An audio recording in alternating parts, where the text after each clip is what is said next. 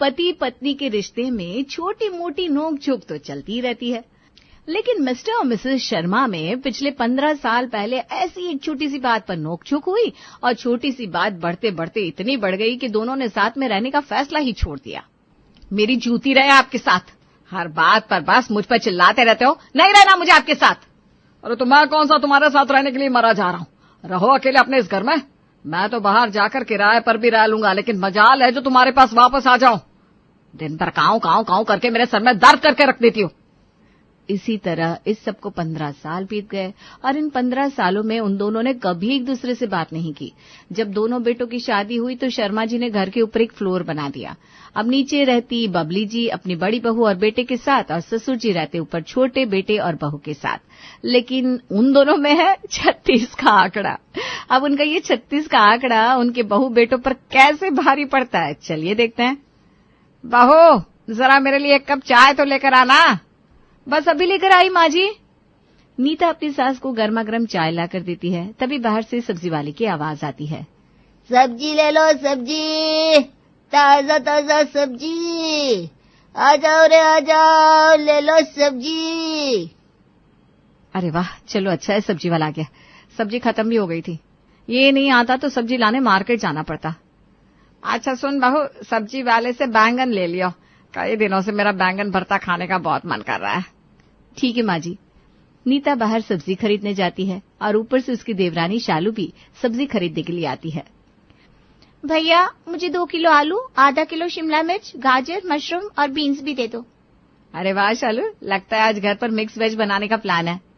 हाँ दीदी, पापा जी कई दिन से बोल रहे हैं कि मेरा मिक्स वेज खाने का मन कर रहा है, लेकिन किसी दिन घर में कोई सब्जी नहीं होती तो किसी दिन कोई नहीं होती, तो इसीलिए आज सारी सब्जी ले रही हूँ। चलो अच्छा है। मम्मी जी का भी ना बैंगन भरता खाने का मन है तो उनके लिए बैंगन ले रही हूँ। भैया ये 2 मोटे मोटे बैंगन चढ़ा देना। अब लड़ाई तो सास ससुर के बीच में थी ना, लेकिन उन्हें ये भी बर्दाश्त नहीं था कि उनके बहू बेटे भी आपस में बात करें। बबली घर से बाहर निकली और ऊपर बालकनी से ससुर जी ने दोनों बहुओं को आपस में बात करते हुए देख लिया। अब वो दोनों जैसे ही घर आई, उनकी तो जैसे शामत ही आ गई। बहुत हंस कर बात की जा रही थी उस शालू से। है तुझे पता है ना वो उस ऊपर वाले की बहू है। हैं? ऊपर वाले की? भगवान की बहू? अरे भगवान की बहू नहीं बेवकूफ, वो जो ऊपर खड़ूस रहता है उसकी बहू है वो। और जब हमारी उससे कोई बातचीत नहीं है तो तू उसकी बहू से क्यों बात कर रही थी? है मैं तुझे अपनी आज्ञाकारी बहू समझती थी, लेकिन अरे मम्मी जी वो तो बस हम दोनों सब्जी खरीद रहे थे ना, तो थोड़ी बहुत बातचीत हो गई। बहू तो मैं आपकी हूँ ना और आज्ञाकारी भी हूँ, आप ऐसे नाराज मत हो। इस बात पर बबली मुंह फुलाकर बैठ जाती है और वहां राजेश भी अपनी छोटी बहू शालू से मुंह फुलाकर बैठ जाता है। अरे पापा जी अब बताइए तो सही, क्यों बच्चों की तरह मुंह फुलाकर बैठे हो? तूने उस खड़ूस की बहू से बात क्यों की? जब वो घमंडी औरत कभी मुझसे बात नहीं करती तो तूने उसकी बहू से बात क्यों की? अरे पापा जी ये क्या आप भी ना छोटी सी बात पर गुस्सा हो रहे हो? तुम्हारे लिए ये बात छोटी होगी बहू, लेकिन मेरे लिए नहीं है। तुम मेरी बहू हो और मेरी बहू होकर तुम मेरे दुश्मन के घर वालों से कैसे बात कर सकती हो? मुझे ये खाना नहीं खाना है, ले जाओ इसे। अरे पापा जी अच्छा ठीक है, मैं आपसे ना उनसे बात नहीं करूंगी, अब तो आप खाना खा लीजिए प्लीज। ठीक है, इस बार मान लेता हूँ तेरी बात, लेकिन अगली बार ऐसा हुआ ना तो माफ नहीं करूंगा। अब ये देख इतना तो आप समझ गए होंगे कि वो अपनी दुश्मनी के चक्कर में अपने बच्चों का भी हाल कैसा रखते हैं। कुछ दिन बाद, वाह क्या खुशबू आ रही है खीर से, आज तो पापा जी को खीर खाकर मजा ही आ जाएगा। वैसे खीर तो मम्मी को भी बहुत पसंद है। अगर मम्मी पापा का ये महायुद्ध ना चल रहा होता ना तो पूरा परिवार बैठकर एक साथ खाना खाता।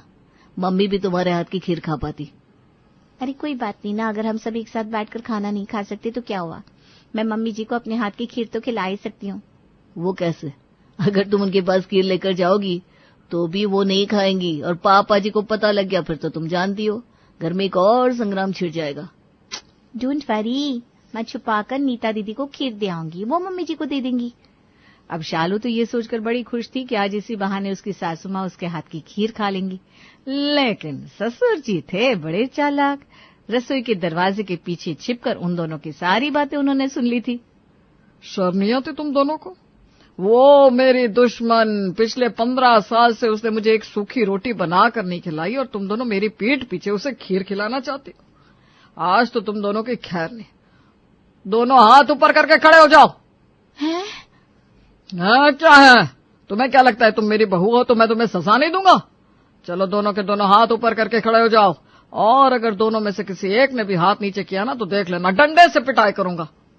इस बात पर राजेश जी ने उन दोनों का हाथ ऊपर करके खड़ा होने की पनिशमेंट दे दी, जैसे कोई टीचर बच्चों को पनिशमेंट देता है। तभी शालू सचिन से कहती है, मुझे तो लगता है पापा जी की इन्हीं हरकतों की वजह से मम्मी जी इनके साथ नहीं रहती।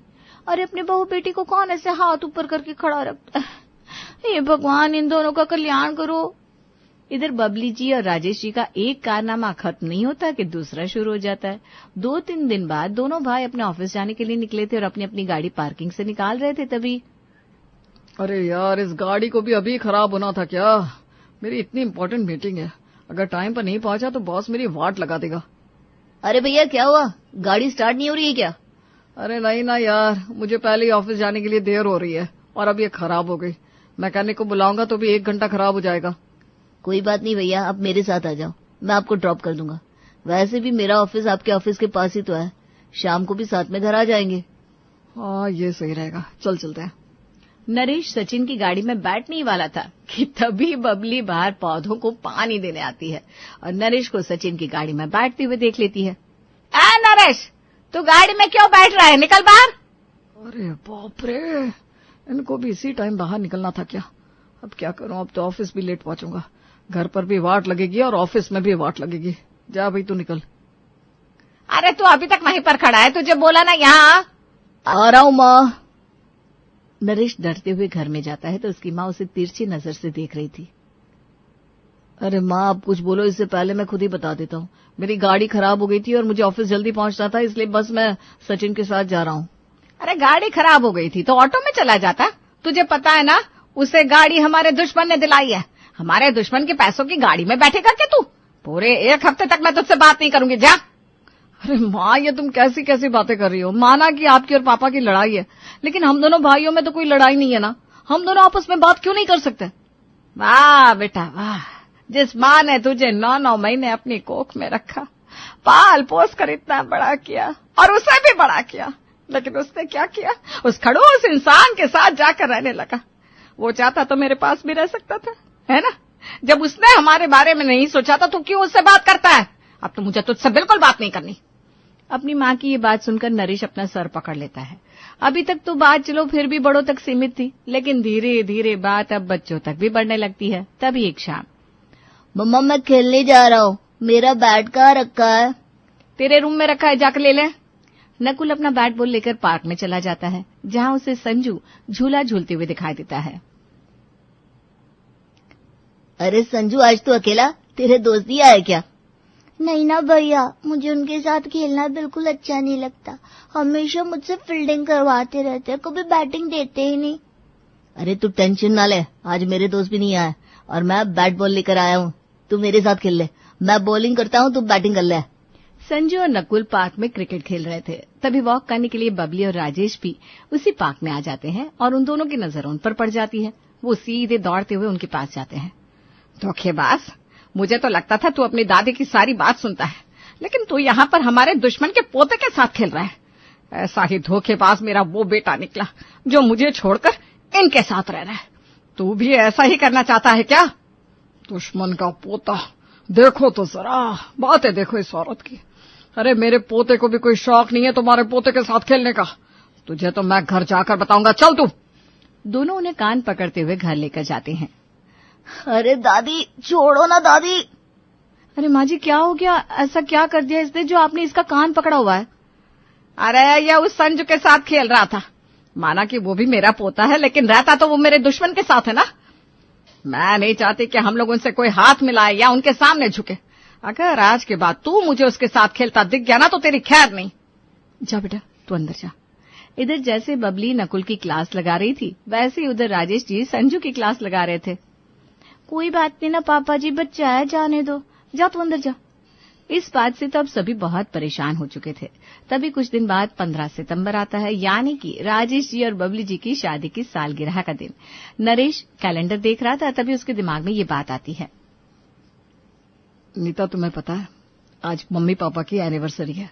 उनकी शादी को आज पूरे 35 साल हो जाएंगे। क्या 35 साल? लेकिन पिछले 15 साल से तो वो दोनों एक दूसरे से बात भी नहीं करते। न जाने किस बात पर दोनों का इतना झगड़ा हो गया है कि दोनों खुद आपस में बात ही नहीं करते और हम लोगों को भी आपस में बात नहीं करने देते। अरे तुम मम्मी को बोलो ना, आज उनकी एनिवर्सरी है तो पापा के साथ मिलकर एनिवर्सरी मनाए और पुरानी सारी बातें भूल जाए। मैं सचिन को भी बोलता हूँ, वो भी पापा को बोले। क्या पता है एनिवर्सरी के नाम पर दोनों का मन पिघल जाए। ये सोचकर नीता बबली के पास। बबली आज बड़ी उदास बैठी थी। क्या हो गया मम्मी जी, आज तो आप बड़ी उदास बैठी हो, सब ठीक है ना? सब ठीक है, मुझे क्या होगा। वैसे मम्मी जी आज ना नरेश जी कैलेंडर देख रहे थे तो उन्होंने बताया कि आज आपकी शादी की सालगिरह है और आपकी शादी को पूरे 35 साल हो गए।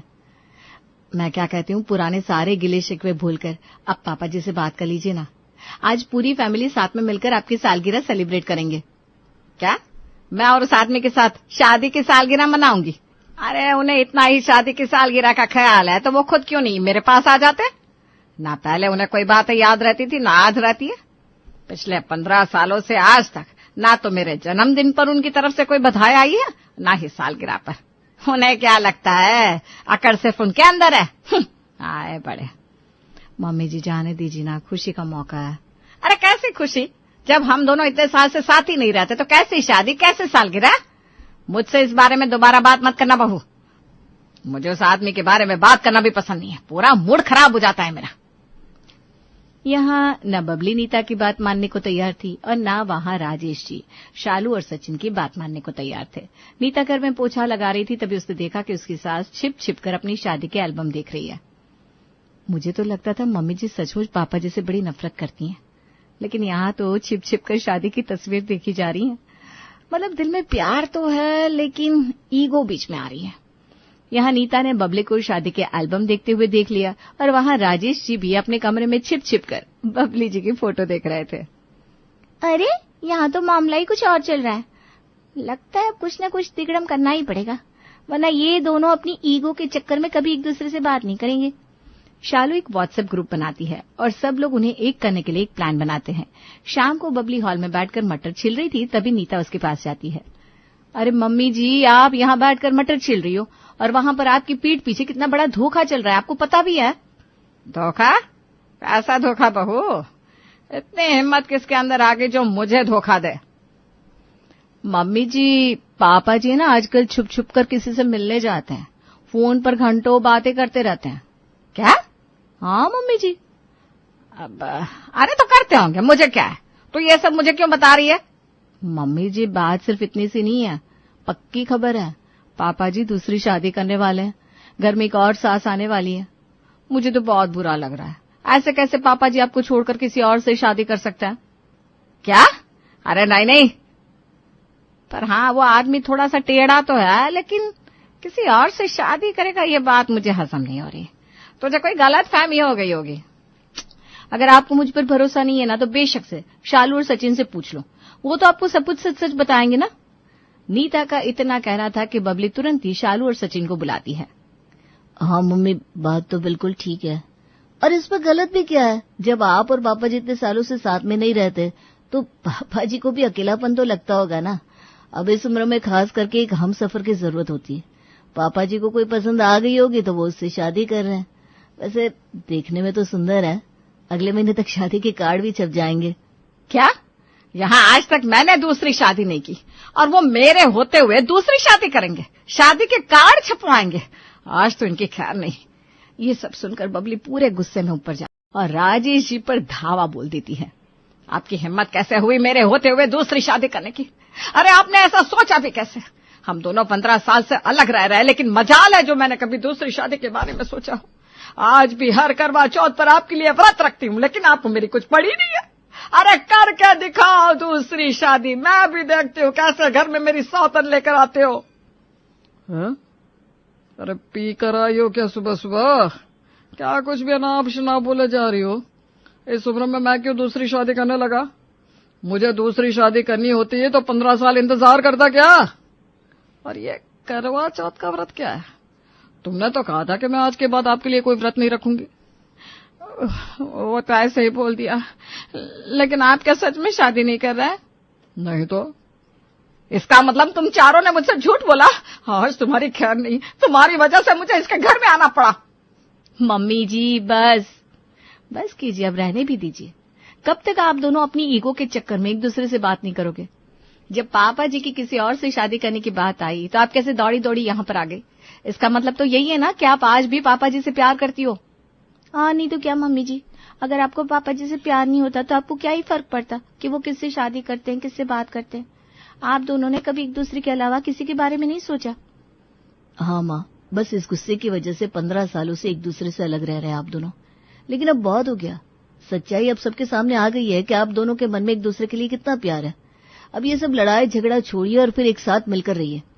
चलिए, दोनों एक दूसरे से सुलह कर लीजिए, आपकी एनिवर्सरी का केक भी आता ही होगा। बच्चों की बातों से और इस छोटे से झूठ से राजेश जी और बबली को अपनी गलती समझ में आती है।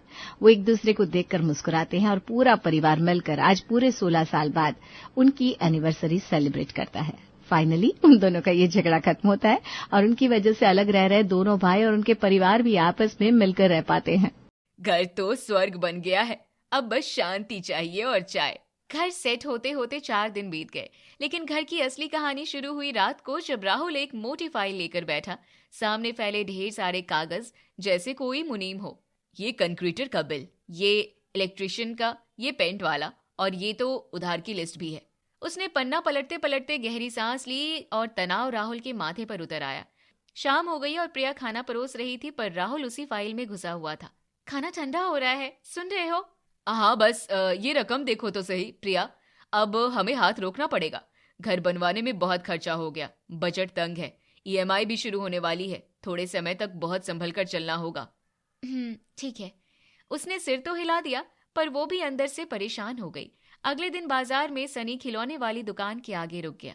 पापा, ये वाला रोबोट प्लीज, यही चाहिए। बेटा अभी नहीं, अभी पैसों की तंगी है, बाद में लेंगे पक्का। पर पापा। अरे मेरे हीरो, एक काम करते हैं, घर जाकर आइसक्रीम खाएंगे। आइसक्रीम? 2 स्कूप। हाँ चलो। प्रिया ने देखा राहुल ने सनी को प्यार से मना लिया, दिल तो लगाया पर मांग टाल दी। वो समझ गई थी कि ऐसे हालात हैं कि छोटी छोटी खुशियां भी दबानी पड़ती है। पर उसी शाम रसोई में, राहुल जरा एक्स्ट्रा दूध मंगवा दे, मैं और तेरे पापा पीते हैं, कम पड़ जाता है। हाँ माँ, दूध वाले से बोल देता हूँ। प्रिया चुपचाप बर्तन धोते हुए देखती रहती है। एक तरफ सनी का रोबोट टल गया, दूसरी तरफ दूध का निर्णय तुरंत मंजूर। प्रिया ने कुछ नहीं कहा, पर मन में एक हल्की सी टीस रह गई। उस रात दोनों कमरे में थे। कमरे की हल्की रोशनी दीवार पर पड़कर माहौल को और भारी बना रही थी। प्रिया बोली, राहुल एक बात पूछूं? बोलो ना। सनी ने रोबोट मांगा, तुमने तुरंत मना कर दिया। ठीक है, समझ में आता है, पर मम्मी जी ने एक्स्ट्रा दूध बोला तो तुमने बिना सोचे हाँ कर दी, ऐसा क्यों? राहुल एक झटके में सीधा बैठ गया। प्रिया, वो मेरे माँ बाप हैं, उन्होंने मुझे पाला है, उनके लिए कुछ भी करना बड़ी बात नहीं। मैं ये नहीं कह रही कि मत करो, बस थोड़ा बराबरी। उनके बारे में तुम कुछ मत कहा करो।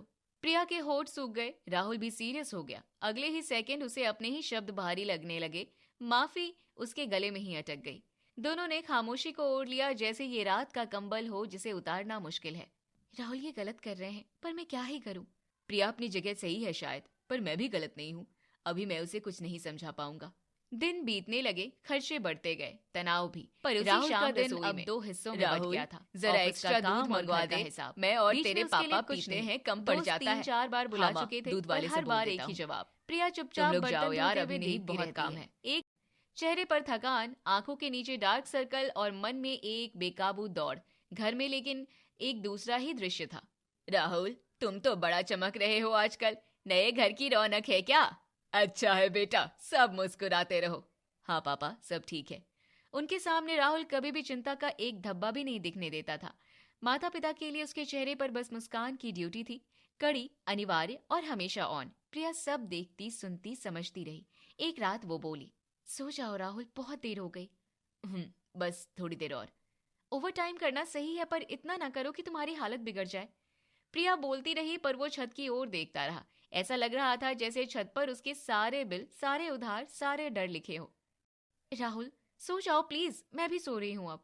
कुछ दिन रात ऐसे ही कटे और फिर सनी का जन्मदिन नजदीक आ पहुंचा। पापा, मेरे बर्थडे पर तो बहुत सारे लोग बहुत सारे गिफ्ट लेकर आएंगे ना?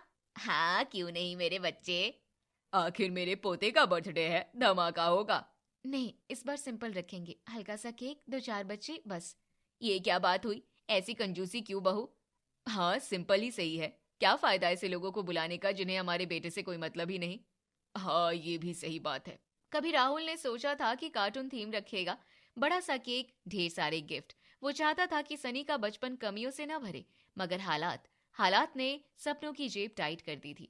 बर्थडे वाले दिन छोटा सा केक मेज पर रखा था। 2-3 पड़ोसी के बच्चे आए थे। चलो बेटा फूंको। मम्मी पापा देखो, मैंने एक ही फूंक में मोमबत्ती बुझाई। वाह, मेरा champion. Happy birthday to you, happy birthday dear Sunny, happy birthday to you, happy birthday dear Sunny, happy birthday to you, happy birthday dear Sunny, happy birthday to you, happy birthday dear Sunny. Happy birthday बेटा, खूब जियो।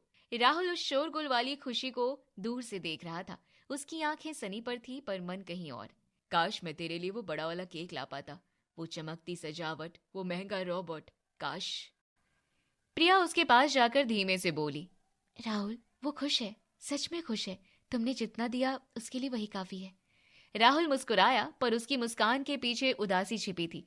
अगले दिन प्रिया बाजार सब्जी लेने पहुंची और टमाटर के दाम सुनकर उसके होश उड़ गए। भैया, टमाटर कितने? 100 रुपए किलो। 100 रुपए? हे भगवान! मैडम, मंडी से ही महंगा आ रहा है, मैं क्या करूं? तो एक काम करो, 250 ग्राम ही दे दो। प्रिया टमाटर लेकर आ गई और घर पर आकर सब्जी बनाते समय वो हर टुकड़ा ऐसे डाल रही थी जैसे सोना बिखेर रही हो। रात को प्रिया मोबाइल चला रही थी। अचानक वो साड़ी फिर सामने आ गई जो बहुत समय से वो लेना चाहती थी। वही डिजाइन, वही रंग, वही चमक। 2-3 साल से उसका इंतजार था, आज फिर से स्टॉक में थी। राहुल सुनो, ये देखो, ये साड़ी स्टॉक में आ गई है। राहुल फोन देखता है और बेमन से कहता है, नहीं प्रिया, अभी नहीं, पैसे नहीं है। पर राहुल, ये दोबारा नहीं मिलेगी। मैं इससे अच्छी दिला दूंगा। अरे पर क्या है यार, चुप जाओ, पता है सब तुम्हें फिर भी। प्रिया की आंखों में हल्की नमी तैर गई। उसने कुछ और नहीं कहा, बस साड़ी को विश लिस्ट में डालकर फोन एक तरफ रख दिया। कम, बहुत कम कि काम चल जाए बस। प्रिया, ये तुम सब्जी में इतना टमाटर क्यों कम डाल रही हो? बस थोड़े आज। देखो बहू, घर में कमियां लाओगी तो घर कैसे चलेगा? सब ठीक ठाक डालो। उसने कुछ नहीं कहा क्योंकि उसका गला सूख गया था। मन में डर भी था कि कहीं बोले कि माँ जी पैसों की दिक्कत है तो शायद उन्हें बुरा लगे। बोलना। जी वो ये नई रेसिपी देखी थी मैंने, इसमें कम ही पड़ता है। तू और तेरी रेसिपी। अच्छा चल, जो करना है कर। जी सच कहूँ तो ये जो ऊपर की कार्निस है ना, बिल्कुल गड़बड़ लग रही है। पता नहीं कॉन्ट्रैक्टर ने हाथ कांपते हुए काम किया है या आपके बेटे ने कम पैसे दिए होंगे। अरे नहीं नहीं, पैसे तो पूरे दिए, शायद कॉन्ट्रैक्टर ही कमजोर था। बात तो है। खैर चलता हूँ, आप लोग देख लेना, नया घर है, परफेक्ट होना चाहिए। वो मुस्कुराता हुआ चला गया और उसके जाते ही राहुल ने चैन की सांस ली। उसे ऐसा लगा जैसे किसी ने उसके सीने में मुट्ठी घुसाकर दिल को मरोड़ दिया हो। नया घर, उसका सपना, उसका खून पसीना, पर लोग सिर्फ बातें बनाते हैं। आइए बैठिए, उनकी बातों पर ध्यान मत दीजिए। किसी ने नोटिस नहीं किया कि उसकी उंगलियां कांप रही थी। उस रात को कमरे में सिर्फ एक टेबल लैंप जल रहा था। राहुल चुपचाप दीवार को देख रहा था। प्रिया ने हिम्मत करके धीरे से कहा, राहुल अगर चाहो तो मेरे मायके से थोड़े पैसे ले लेते हैं, तनाव थोड़ा कम हो जाएगा ना। राहुल का चेहरा जैसे अचानक सख्त हो गया। तुम पागल हो क्या? कभी नहीं, मैं किसी से नहीं मांगूंगा, किसी से भी नहीं। प्रिया हड़बड़ा गई। मैंने बस सोचा तुम्हारा बोझ हल्का हो जाए। बोझ मत कहो, मैं खुद संभाल लूंगा सब, मुझे भीख नहीं चाहिए। राहुल के चेहरे पर गुस्सा नहीं था, घबराहट थी, बेबसी थी। वो जानता था कि वो गलत बोल गया है, पर उसके अंदर जमा हुआ तनाव अब जगह मांग रहा था और वो प्रिया पर फट पड़ा। प्रिया की आंखें नीची हो गई। अगले दिन शाम को रसोई में राहुल, आज मुझे वो काजू कतली खानी है, बड़ी वाली दुकान से, महंगी वाली, बस आज मन हो रहा है। राहुल ऑफिस से थका हारा आया था, चेहरा बेहाल, आंखें लाल, लेकिन माँ का हुक्म सिर आंखों पर। ठीक है मम्मी, ले आता हूँ। उसमें चलने की भी ताकत नहीं थी, लेकिन ना कहने की हिम्मत भी नहीं थी। वो अपने माता पिता को कभी नहीं बता पाता कि घर की ईएमआई उसका खून खींच रही है। उसके लिए सबसे कठिन चीज थी अपनी कमजोरी दिखाना। राहुल सुनो जरा। हाँ क्या हुआ? राहुल उन्हें समझा दो ना, एक बार बोल दो कि पैसा कम है, इससे क्या हो जाएगा? नहीं, मैं उन्हें मना नहीं कर सकता, तुम जाओ, मैं आता हूँ। वो सड़क की ओर चल दिया, कदम जैसे जमीन में धंसते जा रहे हो। प्रिया समझ गई राहुल खुद को चुपचाप कुचल रहा है सिर्फ इसलिए कि उसके माता पिता को लगे कि उनका बेटा सब संभाल सकता है, लेकिन राज ये था वो संभाल नहीं पा रहा था। अरे इस वक्त कौन कॉल कर रहा है? हेलो। ओए भाई, कहाँ मर गया? चल आज मिलते हैं। नहीं यार, फिर कभी। पैसे नहीं है, अभी तंगी चल रही है, बाद में मिलेंगे। मैंने पैसे लाने को कहा क्या? ज्यादा बातें ना बना, जल्दी अपने अड्डे पर आ। अड्डे पर आ। पर कोई बकवास नहीं, जल्दी आ। राहुल भी थका हुआ था हर तरफ से। उसने कई महीनों में पहली बार हाँ कहा। वो शंकर के पास पहुंचा। शंकर उसे देखते ही चौंक गया। अरे ये तेरे चेहरे को क्या हो गया? तू तो पूरा सूख गया है। सब ठीक है? सब ठीक नहीं है शंकर।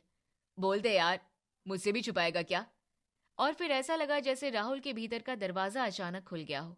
घर के खर्चे बढ़ते जा रहे हैं, ईएमआई गले पर बैठी है, पिताजी को लगता है सब परफेक्ट है, प्रिया मुझसे दूर होती जा रही है, हर दिन लगता है हाथ में कुछ नहीं बचा। मैं बस थक गया हूँ यार शंकर। उसकी आंखें भर आई। शायद महीनों का दिल में जमा ये सब पहली बार किसी से कह रहा था। भाई, तू अकेला नहीं है। मुझे नफरत है खुद से कि मैं कुछ कर नहीं पा रहा। घर भी ठीक नहीं बना, खर्चे भी नहीं रुक रहे, मैं बस। उसे लगा शब्द आगे नहीं निकलेंगे। शंकर ने उसका कंधा पकड़ लिया। देख, ये ले, जितना चाहिए ले जा, बाद में दे देना। तू पहले खुद को संभाल। आदमी गिरता तब है जब बोलता नहीं। तूने आज बोल दिया, अब आधी लड़ाई जीत ली। पर मैं ये कैसे? अरे रख ले चुपचाप। राहुल के हाथ कांप गए, लेकिन वो भी जानता था उसे जरूरत है। वापस वो काजू कतली लेकर लौटा और जाकर अपने कमरे में बैठ गया। राहुल, ये पैसे कहाँ से आए? शंकर ने दिए। शंकर ने? तुमने उससे उधार लिया? जब मैंने कहा कि मेरे मायके से थोड़ा ले लो, तब तुम्हारी सेल्फ रिस्पेक्ट जाग गई थी। तब तुम्हें लगा कि तुम गिर जाओगे, और आज दोस्त से ले लिया। ये क्या है राहुल? प्रिया, दोस्त की बात अलग होती है। तुम्हारे मायके से लेने में मुझे लगता है जैसे मैं तुम्हारी इज्जत गिरा रहा हूँ।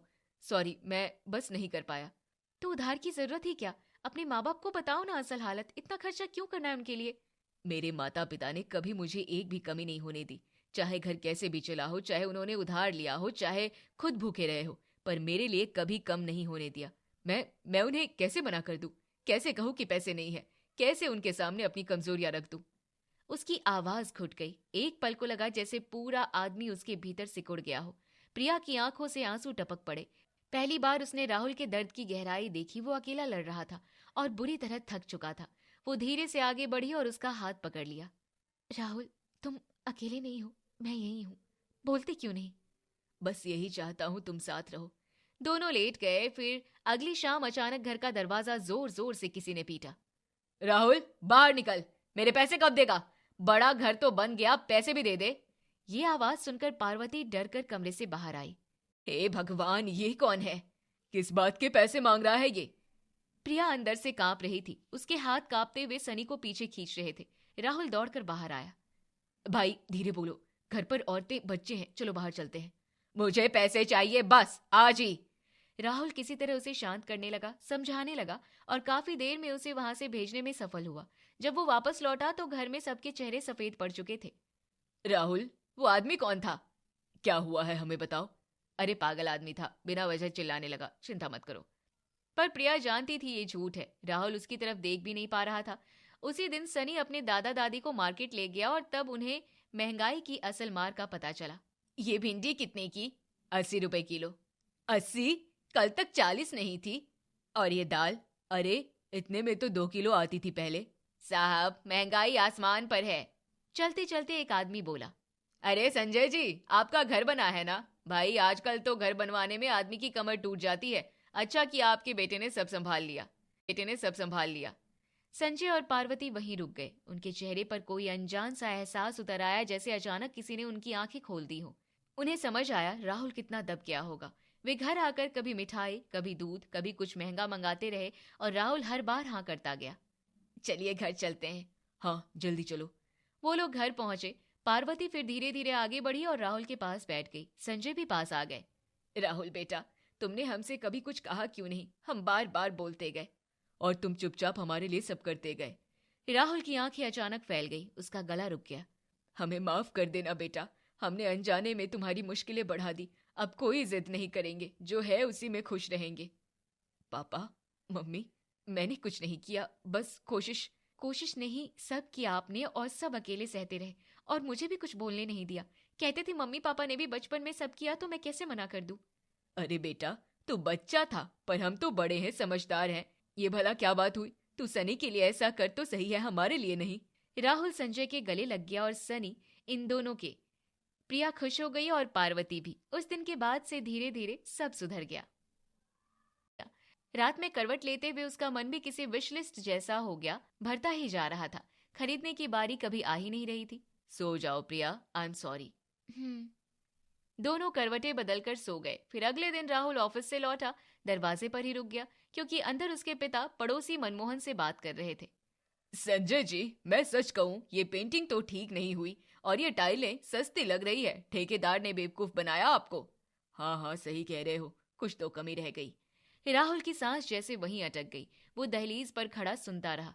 उसने महीनों की भाग दौड़, उधार, नींदें, तनाव, सब कुछ उस घर पर लगा दिया था और वही घर अब कमियों की लिस्ट बन गया था। उसकी उंगलियां मुट्ठी में कस गई पर होंठ बंद ही रहे। प्रिया दूर से उसे देखती रहती है। ये शब्द राहुल को किसी चाकू से ज्यादा गहरे काट रहे होंगे।